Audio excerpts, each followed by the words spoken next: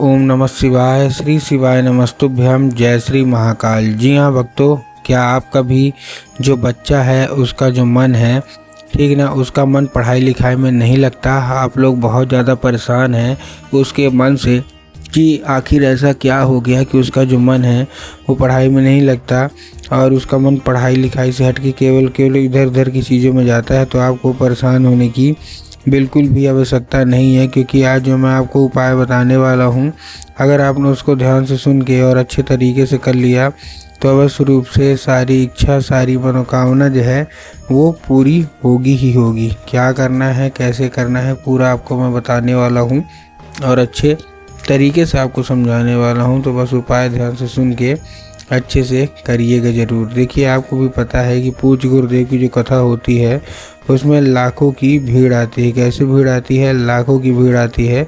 और जब गुरुदेव की कथा में लाखों की भीड़ आती है तो वहाँ ज़्यादातर जो भक्त होते हैं वो क्या करते हैं, पत्र के द्वारा अपनी इच्छा और पत्र के द्वारा अपनी मनोकामना जो होती है ना वो गुरुदेव तक पहुंचाते हैं। तो अभी गुरुदेव की कथा चल रही थी, आज से 4 से 5 महीना पहले की बात है। गुरुदेव की कथा चल रही थी और गुरुदेव की कथा में लाखों की भीड़ आई। अब जब गुरुदेव की कथा में लाखों की भीड़ आई तो वहाँ ज़्यादातर जो भक्त थे उन्होंने क्या किया, पत्र के द्वारा अपनी इच्छा मनोकामना ना गुरुदेव तक पहुँचाई। अब जैसे ही गुरुदेव के पास पत्र पहुँचा और गुरुदेव ने पत्र पढ़ा तो वहाँ गुरुदेव ने देखा कि हमारा जो बच्चा है उसका मन पढ़ाई लिखाई में बिल्कुल भी नहीं लगता। हम लोग बहुत ज़्यादा परेशान हैं।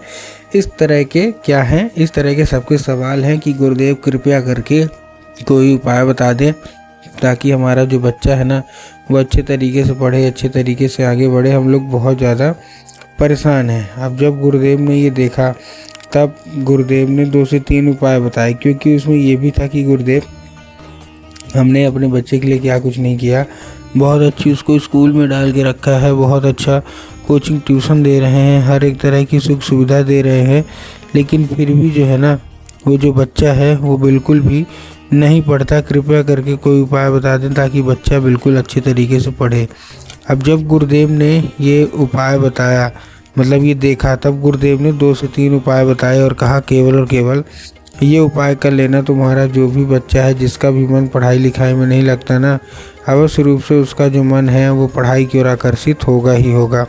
अब जैसे ही गुरुदेव ने उपाय बताया तो लोगों ने जा जाके इस उपाय को घर में करना शुरू कर दिया। अब जैसे ही लोगों ने जा जाके इस उपाय को घर में करना शुरू कर दिया, वही लोग गुरुदेव की कथा में मात्र 1 से 1.5 महीने के बाद वापस आए। अब जब वही लोग गुरुदेव की कथा में वापस आए तो उन्होंने क्या किया, फिर से एक बार गुरुदेव को पत्र लिखा। लेकिन ये वाला जो पत्र था ये गुरुदेव को धन्यवाद के रूप में पत्र था कि गुरुदेव धन्य हो आपका, आपके द्वारा बताया गया उपाय हमने कर लिया है, हमारी सारी इच्छा मनोकामना जो है वो भी पूरी हो गई है, आपका कोटि कोटि धन्यवाद। तो देखिए, जो लोग भी मेरी आवाज़ अभी सुन रहे हैं ना, अगर आपको भी जानना है कि आखिर ऐसा कौन सा उपाय है जिसको करने मात्र से इच्छा मनोकामना पूरी हो जाती है, तो चलिए हम बताते हैं आपको आज की इस वीडियो के माध्यम से कि आपको करना क्या है। तो बस उपाय ध्यान से सुन के अच्छे से करिएगा ज़रूर। तो देखिए, जो हमारा सबसे पहला उपाय है, इस उपाय में आपको करना क्या है, जो हमारा सबसे पहला उपाय, इस उपाय में आपको लेना है केवल और केवल 3 काली तिल, और 3 काली तिल के साथ साथ 1 धतूरा चाहिए। तो 3 काली तिल ले लिया, 3 काली तिल के साथ 1 धतूरा ले लिया, और धतूरा लेने के बाद अपने बच्चे के हाथ में देके उसको भेज देना है कहाँ, सीधा सीधा शिव मंदिर। अब जैसे ही आपका बच्चा शिव मंदिर पहुँचे, शिव मंदिर पहुँचने के बाद उसको बोलिएगा कि दक्षिण दिशा में खड़ा हो जाए और उत्तर की ओर अपना चेहरा कर ले। अब देखिए, दक्षिण और उत्तर में ना बहुत सारे लोग कंफ्यूज होते हैं कि दक्षिण क्या है, उत्तर क्या है, हमको थोड़ा साफ साफ बताओ। तब गुरुदेव ने साफ साफ बताया है कि आप जिस भी शिव मंदिर जा रहे हैं ना, उस शिव मंदिर में जिधर साइड जलाधारी होगा आपको अपना चेहरा उधर साइड करके खड़े हो जाना है। ठीक, खड़े हो गए। खड़े होने के बाद आपको करना क्या है, एक नाम लेके, कौन सा, महादेव का बहुत ही सुंदर सा नाम है श्रम्भेश्वर महादेव। तो आपको करना क्या है, आपको श्रम्भेश्वर महादेव का नाम लेके और उन्हीं का स्मरण करके आपको चुपचाप क्या कर देना है, अर्पित कर देना है बस। पूज्य गुरुदेव कहते हैं कि अगर आपने श्रम्भेश्वर महादेव का ये उपाय कर लिया तो अवश्य रूप से सारी इच्छा मनोकामना जो है वो पूरी होनी ही होनी है, और आपका जो भी बच्चा है जिसका भी मन पढ़ाई लिखाई में नहीं लगता तो अवश्य रूप से उसका जो मन है वो पढ़ाई की ओर आकर्षित होगा ही होगा। ये था पहला उपाय। अब हम चलते हैं अपने दूसरे उपाय की ओर। अब देखिए जो हमारा दूसरा उपाय है, इस उपाय में आपको करना क्या है। इस उपाय में सबसे सिंपल सा आपको जो लेना है वो केवल और केवल लेना है, आपको क्या लेना है, एक लाल फूल लेना है। ठीक, अब लाल फूल कौन सा होना चाहिए, गुलाब का कि गुड़हल का, कोई भी ले लीजिए, बस कहीं से भी कटा फटा नहीं होना चाहिए। इस चीज़ का आपको ध्यान रखना है। तो ठीक, ले लिया फूल।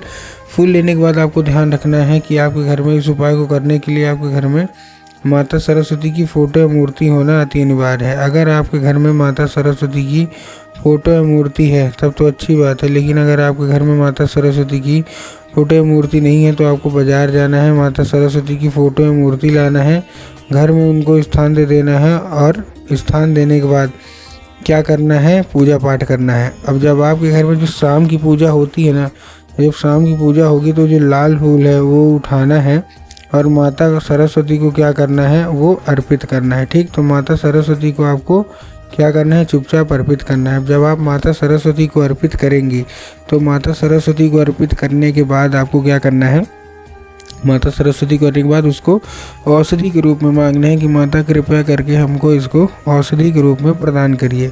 अब क्या होगा, अब ये औषधि का रूप ले लेगा।